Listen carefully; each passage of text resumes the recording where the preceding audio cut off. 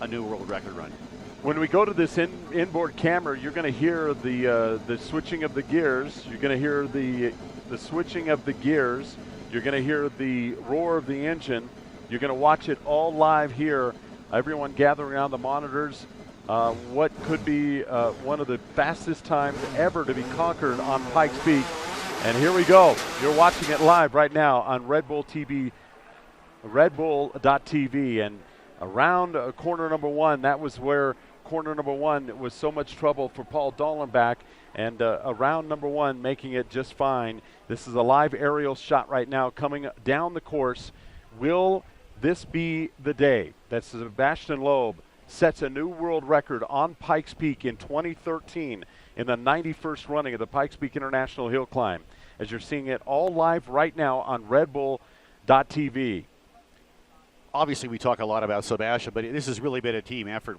We have to look at the whole effort from start to finish, the preparation, the build out of this car, the testing, all the stuff that you don't see that goes into what could be an 8-minute showcase. So literally, as we have the whole team surrounding us here on our broadcast platform here at the base of Pikes Peak at start line, about 9,200 feet, everybody is intently watching as we are getting tremendous shots overhead. Absolutely. And I'll tell you, when you look at this, as fast as this vehicle is going, one of the first glimpses of the ability to see this all happening live and on your screen for the very first time, and it just gives you an indication how fast these cars can make their way up. It was hard to identify exactly what corner that was. It was a left-hander though, but it did look like Sébastien pushed wide. He had a lot of lack of front-end grip. His line there was probably not the one that he really preferred, but again, with 800 horsepower and his talent, there's some wiggle room there, Dan, and we're gonna watch it all happen right now as the second car of Romain Dumas now fires as he will approach the start line.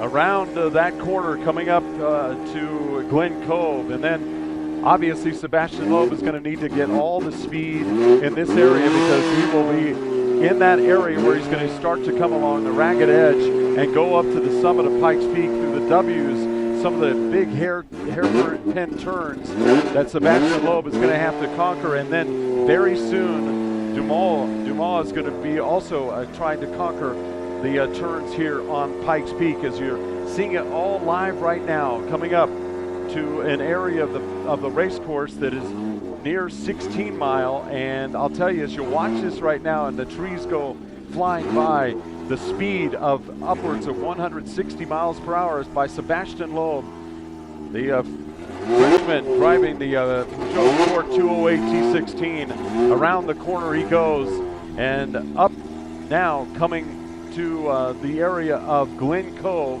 And I'll tell you, this is, again, the area of Pikes Peak where if you're going to set a record, you have to be in the area set that record in this section of the highway, because you're not going to gain speed as you're going up into those higher elevations. I want to really especially watch the W's as he goes up to 16 Mile and then up to bottomless pit. I think this is an area where Sébastien and the horsepower is really going to shine.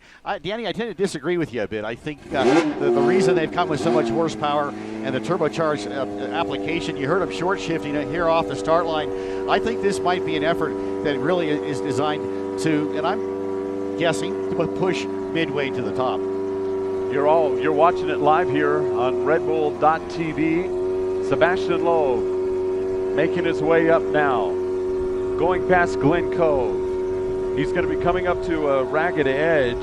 This is going to be the first park. It's called Elk Park, and if you're watching and you have your maps out, you can see what's left for this, what Sébastien Loeb hopes to be a record-breaking and record-setting attempt. He's going to be coming up to ragged edge. You can see everybody. Is everybody excited about this run? Is there excitement in the air? There we go. Their excitement right now, and they're coming up. Sébastien Loeb coming up to ragged edge right now, and as you see the turn around to get to ragged edge, this is when you're on this part of Pikes Peak, directly to the driver's right is the straight down the mountain, and he's coming up to the W's, which is he's either going to make it or break it in this area, Kurt. Well, it's my call, and he's heading up to an area last year where we had that big off by the Mitsubishi team, and a lot of guys don't like this area of the racetrack. We've not talked to Sébastien about this in particular, but as Roman Dumas now heads up to the start line here, Sébastien now heading up into the area where they had the big off with the Mitsubishi guys last year. And that's enjoyable. I appreciate that.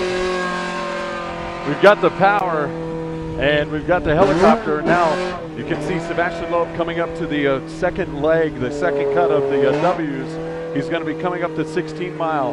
He's already passed Ragged Edge. Sébastien Loeb driving the Peugeot Sport 208 T16. Is he going to set a new world record? Only time will tell. He had some difficulties a little bit in the beginning of the section 1, but as you can see right now, he is definitely making his way up the mountain here at Pikes Peak.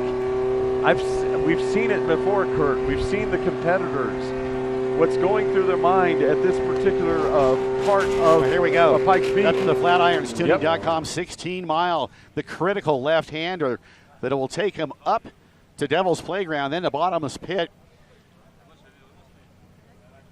He's going up to Devil's Playground as well. Look at the crowd at Playground. Holy Devil's cow. Playground absolutely packed year in and year out. And again, if he's not going to have the speed coming through the W's, this is where he can really make it up as he's coming up to the upper part, to upper gravel pit. He's approaching, and he's already passed 19 Mile here on Pikes Peak Highway. And this is a very critical area because we're above tree line now. You lose some reference points. You're literally looking off into the sky.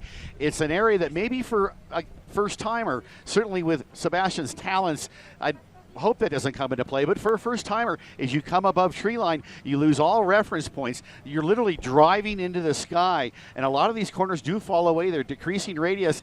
It's a very challenging point, but I think this is where this guy's really going to shine. No question about it. You can see the consternation of the people when they switch back to the camera to us. We have the helicopter obviously geared up, and we're going to hopefully get reacquainted with the helicopter here shortly.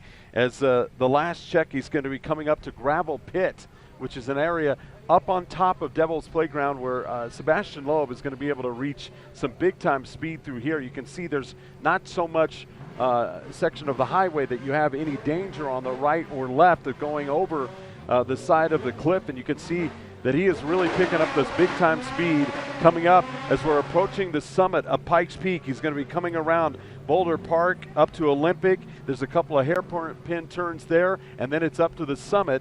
And hopefully what he hopes is going to be a record-setting attempt. Well, we just heard Roman Dumas take off, the American Le Mans Series driver and Le Mans 24-hour champion.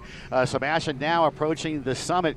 In the days of old, bottomless pit area, when it was gravel, especially the right-handers, you're carrying big-time speed up there. You could hook that right front, much like a flat tracker or an off-road racer, to help the car rotate, help it turn. Can't do that anymore. It's all paved, so different lines and a different time here at the Pikes Peak International Hill Climb. And I'll tell you, they got everybody lined up in the Unlimited, and there you see Sébastien Loeb making his way up to the finish line of the historic racetrack here at the 91st running of the Pikes Peak International Hill Climb. Sébastien Loeb is now crossed the finish line. Now we await to see what the time will be here in the 91st running of the Pikes Peak International Hill Climb. Will it be enough to set a new world record and be in the first time ever 8-minute club? Only time will tell. A lot of handshakes A lot here. of people congratulations are pretty much going knowing around. there's a lot of congratulations, handshakes around. We got the cameras coming in front. The Team Peugeot, they are excited beyond belief. Directly to my left, they know something, and they obviously feel the excitement has been accomplished and the goal has been reached But will it be enough to be in the 8-minute club? Well, I think a new world record could be a possibility. But I'm reading the faces here. There's a lot of excitement and a lot of handshaking and backslapping going on. We will get official word here as soon as we can as Reese Millen now approaches the start line here at the 91st running of the Pikes Peak International Hill Climb. Looked like a terrific run by Sébastien. Maybe a small bobble here and there. His time will tell. How's that for a play on words, Dan Cashel? No question about it. You see the helicopter turning back and coming back down to the start line. A lot of excitement.